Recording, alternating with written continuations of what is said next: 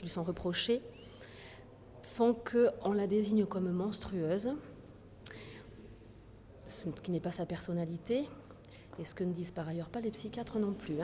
À mon sens, les éléments les plus importants sont effectivement dans les explications données par les experts sur l'état de sidération et de chaos dans lequel ma cliente était pendant les 23 mois qu'elle a partagé avec Serena, où effectivement il n'y avait rien de rationnel. C'est ce qui explique effectivement que ça ait pu durer si longtemps. Après, ce qui nous paraît longtemps à nous, est-ce que ça paraissait longtemps à elle?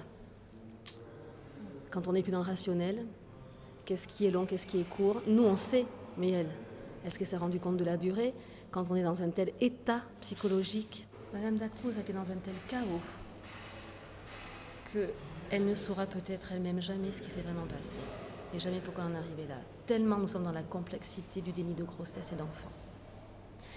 Et rappelons-nous quand même que ce qui se juge là dans ce procès, c'est quand même sans précédent.